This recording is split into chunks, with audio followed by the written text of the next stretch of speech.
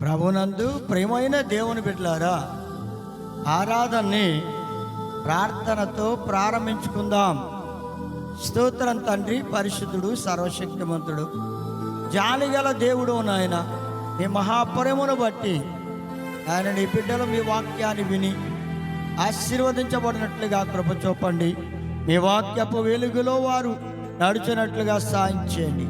జీవితాల్లో గొప్ప మార్పును దయచేసి మీ సత్యాన్ని గ్రహించే వారిగా బిడ్డల్ని సిద్ధం చేసి బలపరిచే మహిమ ఘనత ప్రభావాలు పొందమని యేసయ్య పరిశుద్ధ నామమును బట్టి ప్రార్థించి వేడుకొనుచున్నాం తండ్రి, ఆమేన్. జెసికా పాట పాడిన తరువాత వాక్యాన్ని విందాం.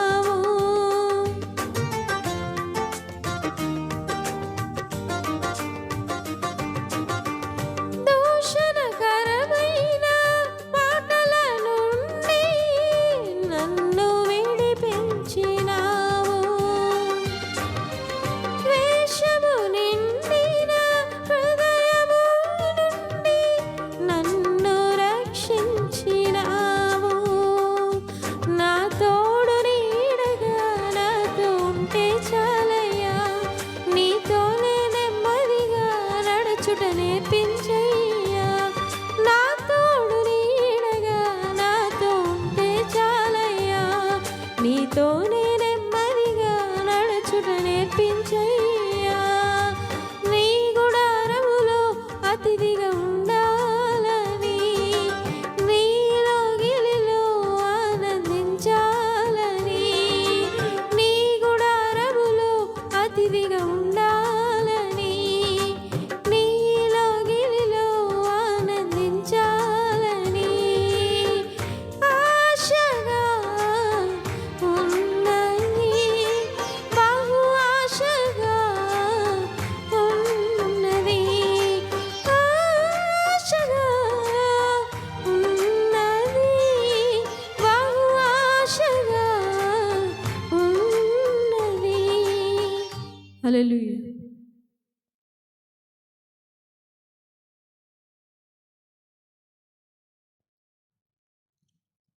ప్రేమైన దేవుని బిడ్డలారా, వాక్యాన్ని విందాం. దినవృత్తాంతములు 2వ గ్రంథం 29వ అధ్యాయము 3వ వచనం. అతడు తన ఏలుబడి యందు మొదటి సంవత్సరము మొదటి నెలను యెహోవా మందిరపు తలుపులను తెరిచి వాటిని బాగు చేయించెను. ప్రేమైన దేవుని బిడ్డలారా, హిజ్కియా అనే మహారాజు పరిపాలనకు వచ్చిన వెంటనే ఆయన చేసిన పని ఏమిటయ్యా అంటే, యూదా దేశమును పరిపాలన చేస్తున్న హిజ్కియా అనే రాజుగారు, ఈయన ఆహాజు అనే రాజుగారి కుమారుడు. ఆ రాజుగారి మరణానంతరం హిజ్కియా రాజ్యానికి పరిపాలనకు వచ్చాడు. అయితే ఇక్కడ హిజ్కియా అనే రాజుగారు దేవుని మందిర తలుపులు తెరిచాడండి. అప్పటికి కొన్ని సంవత్సరముల నుండి మందిరం యొక్క తలుపులు మూయబడి ఉన్నవి. మందిరము తలుపులు మూయబడి ఉన్నవి. అలాంటి తలుపులను ఆయన తెరిచాడు. నా ప్రియ దేవుని బిడ్డలారా, హిజ్కియా యొక్క హృదయము దేవుని ఎడల యథార్థంగా ఉన్నది. దావీదు మహారాజు వలె హిజ్కియా పితరుడైన దావీదు మహారాజు వలె అతని హృదయము యథార్థముగా ఉన్నందువల్ల దేవుని మందిర తలుపులను తెరవడం జరిగింది. దేవుని బిడ్డలారా, హిజ్కియా తన హృదయం అనే తలుపు ముందు తెరుచుకున్నాడు గనక దేవుని మందిర తలుపులను తెరిచాడు. ప్రజలందరూ దేవుని మందిరములోనికి చేరి దేవుణ్ణి ఆరాధించడానికి, స్తుతించడానికి, ఘనపరచడానికి, మహిమపరచడానికి ఒక అవకాశమును ఏర్పాటు చేశాడు. ఈ గొప్ప అవకాశం, దేవుణ్ణి ఆరాధించే అవకాశాన్ని కలగజేశాడు హిజ్కియా అనే ఆ రాజుగారు. ప్రేమైన దేవుని బిడ్డలారా, నీవు కూడా నీ హృదయం అనే మందిరం తలుపు తెరవాలి. ఎంతకాలం నీ హృదయం అనే మందిరం యొక్క తలుపును మూసుకొని ఉంటావు సోదరి సోదరుడా? ఒకవేళ నీ హృదయం అనే తలుపు మూయబడి ఉంటే అది తెరవబడాలి. హిజ్కియా తెరిచినట్లుగా నీవు కూడా నీ హృదయాన్ని దేవునికి ఇచ్చి నీ హృదయం అనే తలుపు తెరిస్తే ప్రభువు నీ హృదయంలోనికి వస్తాడు. అంతేకాదు, తలుపులు తెరవబడ్డాయి గనుక మందిరం యొక్క తలుపులు, అనేక మంది మందిరంలోనికి వెళ్ళి ఆరాధన చేశారు. అలానే అప్రియమైన దేవుని బిడ్డలారా, మీరు మందిరానికి వెళ్ళాలి. మీ పిల్లలు కూడా దేవుని మందిరానికి వారిని కూడా తీసుకొని వెళ్ళండి. అలా మందిరానికి వెళ్ళి దేవుణ్ణి ఆరాధించే గొప్ప అవకాశాన్ని కలగజేశాడు హిజ్కియా. అందుకు దేవుడు అంటున్నాడు, ప్రకటన గ్రంథం 3వ అధ్యాయం 20వ వచనంలో, ఇదిగో నేను తలుపు నద్ద నిలుచుండి తట్టుచున్నాను. ఎవడైనను నా స్వరం విని తలుపు తీసిన ఎడల నేను అతని వద్దకు వచ్చి అతనితో నేనును నాతో కూడా అతడును భోజనము చేస్తాము అంటున్నాడు దేవుడు. ఆ ప్రియమైన దేవుని బిడ్డలారా, నీ హృదయం అనే తలుపు దగ్గర ప్రభు నిలుచుండి తడుతున్నాడు. ఎప్పుడు నీ హృదయం అనే తలుపును తెరుస్తావని నీలోనికి ప్రభువు రావడానికి ఇష్టపడుతున్నాడు. ఆయన పిలుస్తూనే ఉన్నాడు. ఆయన స్వరం నీకు వినబడుతున్నా, ఆయన వాక్యము నీకు వినబడుతున్నా, ఆయన వాక్యాన్ని వింటున్నా కూడా ఇంకా నీ తలుపు తెరవలేకపోతున్నావా సోదరి సోదరుడా? నువ్వు నిజంగా తలుపు తెరిస్తే హిజ్కియావలే ప్రభు నీలోనికి వచ్చి నీతో కలిసి ఆయన భోజనం చేస్తాడు. ఈ గొప్ప భాగ్యాన్ని నీవు పొందుకుంటే ధన్యుడవుతావు సోదరి సోదరుడా. చూడండి, తండ్రికిని కుమారుడికిని చాలా వ్యత్యాసం కనబడుతుంది. సాధారణంగా తండ్రి ఏ బాటలో నడుస్తాడో తండ్రిని పోలి కుమారుడు నడుస్తాడు. హిజ్కియా అనేవాడు కుమారుడు, ఆహాజు అనేవాడు తండ్రి. ఆహాజు అనే రాజు ఏం చేశాడు అంటే, దినవృత్తాంతములు 2వ గ్రంథం 28వ అధ్యాయం 24వ వచనములో ఆయన దేవుని మందిరం యొక్క తలుపులను మూయించేశాడు. మందిరములో ఉన్న ఉపకరణాలన్నిటినీ పాడు చేశాడు. అంతేకాదు, యెరూషలేము అంతటా బలిపీఠములు, అతనికి ఇష్టం వచ్చిన బలిపీఠాలని కట్టించాడు. ఇంత భయంకరంగా ఆహాజు అనే రాజు ఏం చేశాడయ్యా అంటే, మందిరము యొక్క దేవుని మందిరం యొక్క తలుపులను మూయించేశాడు. నా ప్రేమను దేవుని బిడ్డలారా, ఇంత కఠినమైన మనస్సు ఆహాజు అనే రాజుగారికి వచ్చిందో చూడండి.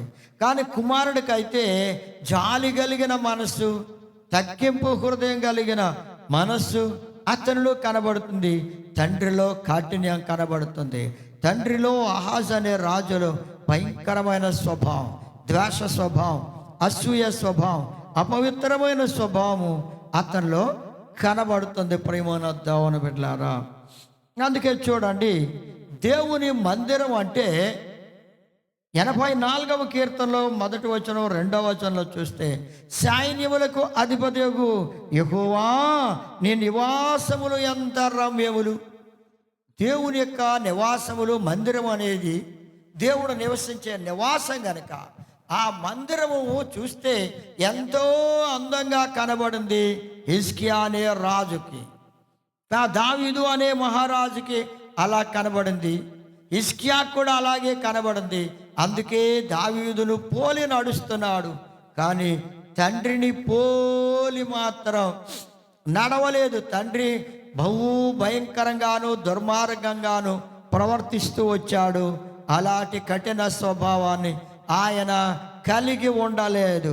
ఎంత గొప్ప మార్పు అతనిలో ఉందో చూడండి. నా ప్రియమైన దేవుని బిడ్డలారా, యథార్థతను కలిగి నడవడానికి హిజ్కియా సిద్ధపడ్డాడు. దేవుని మందిరం అతని దృష్టికి అందంగా కనబడింది. మందిరం తలుపులు తెరిచాడు. మందిరములో ఆరాధన చేయడానికి సిద్ధపడండి అని పిలుపును కూడా ఇచ్చాడు. ఆయన ఆరాధించాడు. అందరినీ ఆరాధించమని చెప్పడం జరిగింది. అయితే ఇతనేం చేశాడు అంటే, తండ్రి ఆహాజు మాత్రం దేవుని మందిరంలోని ఉపకరణాలని పాడు చేయటమే కాకుండా ఆయన దేవుని మందిరము యొక్క వైపు 29వ అధ్యాయం దినవృత్తాంతములు 29వ అధ్యాయం 6వ వచనం 7వ వచనంలో చూస్తే, అతని ముఖం అంటండి ఏం చేశాడంటే, దేవుని నివాసానికి మందిరానికి పెడముఖం పెట్టుకున్నాడు. ఆ మందిరం అంటే పెడముఖం వచ్చింది ఆయనకి. పెడముఖం పెట్టుకున్నాడు, మందిరాన్ని అలక్ష్యం చేశాడు. ప్రజలు కూడా అతనిని బట్టి మందిరం వైపు తిరగడం మానేశారు, అలక్ష్యం చేశారు. అంతేకాదు, ఇతను ఏం చేశాడు అంటే, ఆహాజు రాజు చేసిన దాన్ని బట్టి ప్రజలు కూడా చేయడం మొదలుపెట్టారు. దీపములు ఆర్పివేశారండి. తలుపులు మూయడమే కాకుండా దీపములు కూడా ఆర్పివేశారు. ప్రేమను దేవుని బిడ్డలారా, చూడండి, దీపములు ఆర్పివేశాడు. ఇంకా ఏం చేశాడంటే, పరిశుద్ధ స్థలములో దేవునికి అర్పించవలసిన ధూపము కూడా వేయడం మానిపించేశాడు. బలుడు అర్పించడం మానిపించి వేశాడు. అంటే నా ప్రియమైన దేవుని బిడ్డలారా, దీపములు ఆర్పివేసిన పరిస్థితి వచ్చింది. ఆ ఆహాజు అనే రాజు దీపములు కూడా ఆర్పించి వేశాడు. దీపము అంటే ఇక్కడ ప్రియమైన దేవుని బిడ్డలారా, దేవుని మందిరము అంటే దేవుడు నివసించే ఆ స్థలం లేదా నివాసం, అది నీ హృదయమే. నీ హృదయం అనే మందిరములో దీపముగా ఉన్న ఆత్మ ఉంది. దేవుడు ఉంచిన ఆత్మ దీపం. మరి ఆత్మ దీపాన్ని ఆహాజు ఆర్పివేసుకున్నట్లుగా మందిరములోని దీపాల్ని ఆయన ఆర్పివేసినట్లుగా నీవు కూడా నీ హృదయములో దేవుడు ఉంచిన ఆత్మ దీపాన్ని ఆర్పివేసుకుంటున్నావా? ప్రేమనొద్దామని బిడ్డలారా, ఆయనలో ఉన్న కోపం, ద్వేషం, అసూయ వలన ఆ దీపాలను ఆర్పివేశాడు. ఒకవేళ నీలో ఉన్న పాపమును బట్టి, మోసమును బట్టి, దుష్ట కార్యాలను బట్టి నీ దీపాన్ని, ఆత్మదీపాన్ని ఆర్పివేసుకున్నావేమో సోదరి సోదరుడా, ఒక్కసారి ఆలోచన చేసుకో. అంతేకాదు ధూపం వేయడం కూడా మానివేశారంట. ధూపం వేయడం అంటే ప్రార్థన అనే ధూపం. ఈ ప్రార్థన అనే ధూపాన్ని కీర్తన గ్రంథంలో చెప్పబడినట్లుగా ప్రార్థన అనే ధూపాన్ని కూడా వాళ్ళు మానివేశారు. ఎంతకాలము నుండి నీవు ప్రార్థన చేయడం మానివేశావో సోదరి సోదరుడా, ఒకసారి ఆలోచన చేసుకో. ఒకవేళ నీ దీపం ఆరిపోయి ఉందేమో, నీ ఆత్మదీపం ఆరిపోయి ఉన్నదేమో. ఆత్మదీపాన్ని వెలిగించుకోవాలి సోదరి సోదరుడా. నీ ఆత్మదీపాన్ని వెలిగించుకుంటే నీవు ప్రార్థన చేయడం మొదలు పెడతావు. అసలు ప్రార్థనే వాళ్ళు మానివేశారు, ధూపం వేయడం మానివేశారు. అంతేకాదు బలులు అర్పించడం మానివేశారు. విరిగి నలిగిన హృదయాన్ని దేవునికి అర్పించాలి, అదే బలులు. ప్రియమైన దేవుని బిడ్డలారా, విరిగి నలిగిన హృదయాన్ని ప్రభువుకి అర్పించాలి. కానీ అహాజుతో పాటు ప్రజలు కూడా దీపాలని ఆర్పివేయడమే కాదు, మందిరంలో ఉన్న దీపాలని ధూపం వేయడం మందిరంలో ఆర్పివేశారు, పరిశుద్ధ స్థలములు. అంతేకాదు బలులు కూడా అర్పించడం మానివేశారు. మరి నీ ఆత్మీయ జీవితం ఎలా ఉందో ఒకసారి ఆలోచన చేసుకో. నీ జీవితంలో ప్రార్థన ఉందా? ప్రార్థన చేస్తూ ఉన్నావా సోదరి సోదరుడా? బలులు అనగా నీ హృదయాన్ని, విరిగి నలిగిన హృదయాన్ని దేవునికి ఇచ్చి దేవునికి అర్పణ చేస్తూ ఉన్నావా? ఎలా ఉందో ఒకసారి ఆలోచన చేసుకో. ఇవన్నీ కూడా హిజ్కియా రాజు చేస్తున్నాడు. దీపాన్ని వెలిగించాడు, ధూపం వేశాడు, ప్రార్థనలు చేశాడు, మందిరంలో పరిశుద్ధ స్థలములు బలులు కూడా అర్పించాడు. మరి నువ్వేం చేస్తున్నావు? అహాజు రాజు వలె ఉన్నావా? హిజ్కియా రాజు వలె ఉన్నావా? ఎలా నీ హృదయం ఉన్నదో, నీ ఆత్మీయ జీవితం ఉన్నదో, నీ విశ్వాస జీవితం ఉన్నదో ఒకసారి నీవే ఆలోచించుకో. ప్రేమ దేవుని బిడ్డలారా, దేవుని మందిరం అంటే పెడముఖం పెడుతున్నావేమో, అశ్రద్ధ చేస్తున్నావేమో. దేవుని కార్యాలంటే, దేవుని మందిరానికి వెళ్ళాలంటే పెడముఖం పెడుతున్నావేమో. ఇష్టం లేని పరిస్థితి నీలో కనబడుతుందా? దేవుని సన్నిధికి వెళ్ళలేకపోతున్నావా? దేవుని ఆరాధించలేకపోతున్నావా? దేవుని గణపరచలేకపోతున్నావా? దేవుని మహిమపరచలేకపోతున్నావా? చూడండి, అహాజు రాజు జీవితంలో ఎలాంటి భయంకరమైన పరిస్థితి కనబడుతూ ఉంది. మరి నీ జీవితంలో ఎలాంటి స్థితి కనబడుతుంది? హిజ్కియా రాజులో కనబడినట్లుగా దేవుని మందిరంలో ఉన్న దీపాలను వెలిగించాడు, మందిరం తలుపులు తెరిపించాడు, దీపాలు వెలిగించాడు, ప్రార్థనలు చేశాడు, బలులు అర్పించాడు. అలాంటి ఆత్మీయ స్థితిని నీవు కలిగి ఉంటే నీవు కూడా దేవుని రాజ్యములో ప్రవేశిస్తావు. ప్రేమనొద్దామని బిడ్డలారా, అహాజు అనే రాజు ఇంకా ఎంత భయంకరంగా మార్పు చేశాడు అంటే, దినవృత్తాంతంలో 2వ గ్రంథం 28వ అధ్యాయం 19వ వచనంలో, ఇతడు యోధా దేశం అంతటిని దిగంబరిగా చేశాడు. విశ్వాసం పాడు చేసుకున్నాడు, గౌరవాన్ని పాడు చేసుకున్నాడు, మర్యాదను పాడు చేసుకున్నాడు. అతనికి రావాల్సిన గౌరవాన్ని, అతనికి రావాల్సిన మర్యాదల్ని, అతను పొందవలసిన మర్యాదల్ని, దేవుని పట్ల అతనికి ఉండవలసిన విశ్వాసం అంతటిని పాడు చేసుకున్నాడు. అతని దేశాన్ని అభివృద్ధిని కూడా పాడు చేశాడు. అతని దేశ అభివృద్ధిని కూడా చేతులారా అహాజు రాజు పాడు చేసుకున్నాడు. అన్ని యుద్ధాలే అతని జీవితంలో శాంతి లేకుండా ఉన్నాడు. ప్రజలకు నెమ్మది లేదు, ప్రజలకు శాంతి లేకుండా చేశాడు. నిజంగా దేశంలో నెమ్మది శాంతి లేకపోవడం, అతని జీవితంలో శాంతి లేకపోవడం వల్లే దేశంలో శాంతి సమాధానం లేకుండా, ప్రజలలో నెమ్మది లేకుండా అయిపోయింది. ప్రేమన దేవుని బిడ్డలారా, దేశము కూడా అభివృద్ధిని పోగొట్టుకున్నది. దేశములో అభివృద్ధి పాడైపోయింది. పాడు చేశాడు ఆయనే. కనుక ప్రేమన దేవుని బిడ్డలారా, అహాజు రాజు తన జీవితములో మరి అతను అనుకుంటున్నాడు, నేనెంతో గొప్పవాడిని, మంచివాడిని అనుకుంటున్నాడు. కానీ దేవుని వాక్యం అంటుందంటే ప్రకటన గ్రంథం 3వ అధ్యాయం 17వ వచనం 18వ వచనంలో చూస్తే, నీవు దౌర్భాగ్యుడవును, దిక్కుమాలిన వాడవును, దరిద్రుడవును, గుడ్డివాడవునయ్యుండి, దిగంబరుడవయ్యుండి ఉన్నావన్న సంగతి ఎరుగక నేను ధనవంతుడిని, ధనవృద్ధి చేసుకున్నాను, నాకేమీ కొదవలేదని చెప్పుకుంటూ ఉన్నాడు అహాజు రాజు. నిజానికి దేశంలో శాంతి లేదు, దేశంలో నెమ్మది లేదు, దేశంలో అభివృద్ధి లేదు. అహాజు రాజు యొక్క ఆ యూదా దేశం అంతటిని చేతులారా పాడు చేసుకున్నాడు. నా ప్రేమైన దేవుని బిడ్డలారా, నీ ఆత్మీయ జీవితాన్ని, నీ విశ్వాస జీవితాన్ని, నీ ఆత్మీయ జీవితాన్ని చేతులారా పాడు చేసుకుంటున్నావేమో. ప్రేమైన దేవుని బిడ్డలారా, నీ విశ్వాస జీవితాన్ని కాపాడుకొని దేవుని రాజ్యములో ప్రవేశించడానికి సిద్ధపడాలి. ప్రేమైన దేవుని బిడ్డలారా, నాకేమీ కొదువ లేదనుకుంటున్నావేమో. నీ ఆత్మీయ జీవితము బలహీనపడిపోయిందన్న సంగతి, నీ విశ్వాస జీవితం పాడైపోయిందన్న సంగతి ఇప్పటికైనా నీవు గ్రహించి ఆయనకి ఇష్టమైన బిడ్డగా నీవు జీవిస్తే హిజ్కియా వలె దేశములు నెమ్మది శాంతిని పొందుకున్నట్లుగా నీ ఆత్మలు నెమ్మదిని పొందుకుంటావు. సోదరి సోదరుడా, ఆలోచన చేసుకోండి. అందుకే అంటున్నాడు, ధరించడానికి ప్రకటన గ్రంథం 3వ అధ్యాయం 18వ వచనంలో, ధరించుకొనుటకు తెల్లని వస్త్రములను నీకు ఆ దృష్టి కలిగినట్లు నీ కన్నులకు కాటుకను నా యొద్ద కొనుమని నీకు బుద్ధి చెప్తున్నాను అంటున్నాడు ప్రభు. అవును ప్రేమన్న దేవుని బిడ్డలారా, తెల్లని వస్త్రాలంటే పరిశుద్ధమైన జీవితాన్ని కలిగి ఉండమని ప్రభు నీకు తెలియచేస్తూ ఉన్నాడు. తెల్లని వస్త్రాలంటే తెల్లని వస్త్రాలు ధరించుకుంటే సరిపోదు. నీ జీవితంలో పరిశుద్ధత, అపవిత్రతను విడిచిపెట్టి, పాపాన్ని వదిలిపెట్టి పరిశుద్ధమైన జీవితాన్ని జీవించాలి. దేవుడు పరిశుద్ధుడు గనుక నీవు కూడా పరిశుద్ధుడుగానే జీవించాలి. ఆయన కోరేది అదే. అంతేకాదు ప్రేమన దేవుని బిడ్డలారా, నీ కన్నులకు కాటుక నా యొద్ద కొనుము అంటున్నాడు.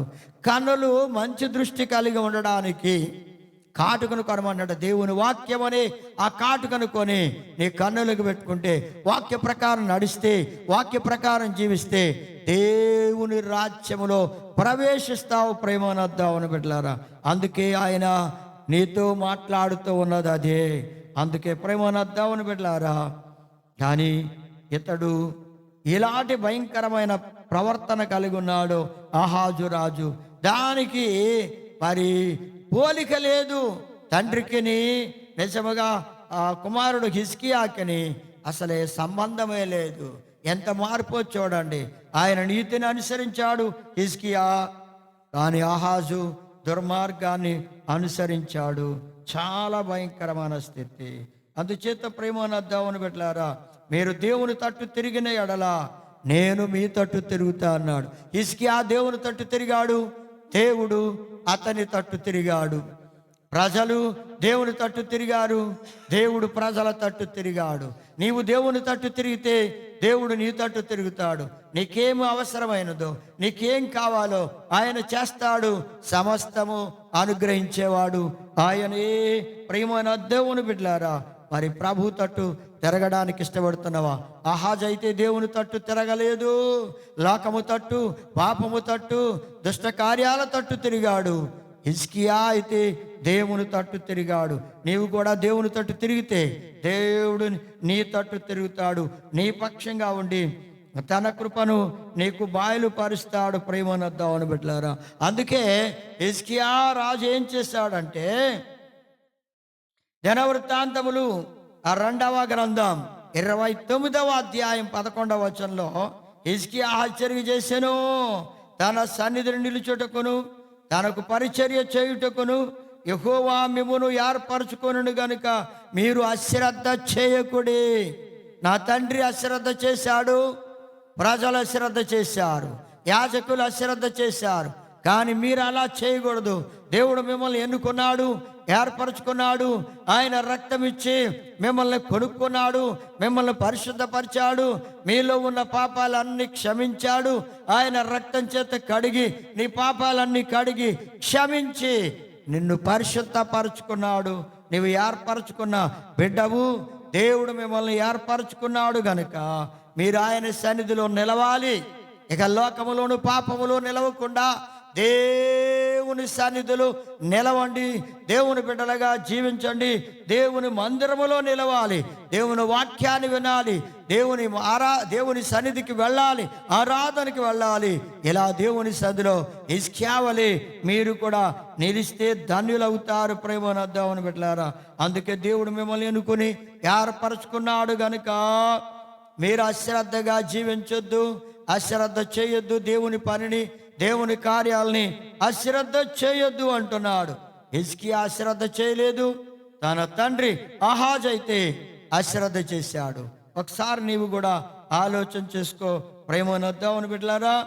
మరి దినవృత్తాంతములు 2వ గ్రంథం 29వ అధ్యాయం 30వ వచనంలో చూస్తే లేవీయులు అనగా విశ్వాసులు, అలాగే యాజకులు, భక్తులు అందరూ కూడా సంతోషముతో స్తోత్రాలు చెల్లించి పాటలు పాడి తల వంచి దేవునికి ఆరాధన చేశారు, దేవుని ఆరాధించారు.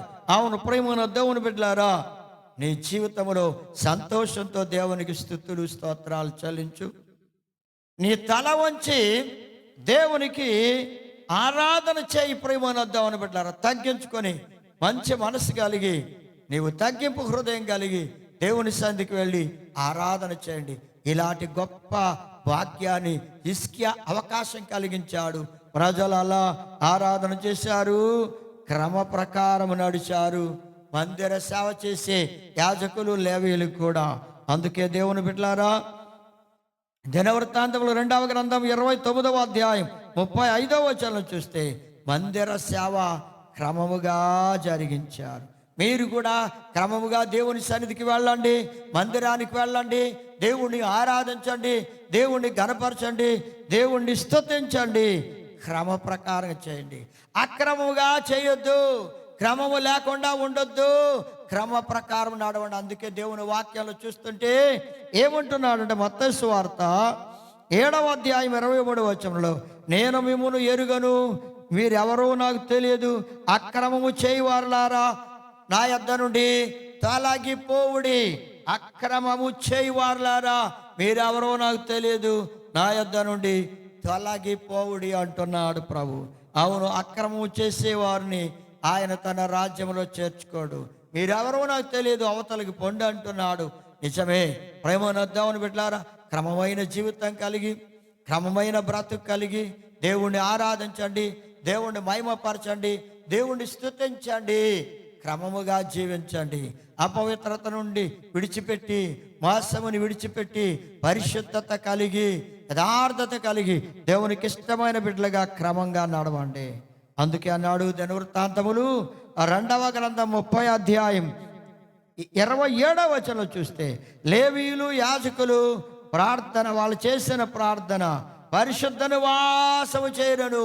అవును ప్రేమను దేవుని బిడ్డలారా, మీరు చేసే ప్రార్థనలు, యాచనలు, విజ్ఞాపనలు అన్నీ కూడా పరలోకములో చేరాలి. పరిశుద్ధ నివాసం అనగా పరలోకం చేరాలి. అలాంటి గొప్ప భాగ్యం నీవు కలిగి ఉండాలి. సోదరి సోదరుడా, హిజ్కియా అలాంటి గొప్ప భాగ్యం కలిగి ఉన్నాడు.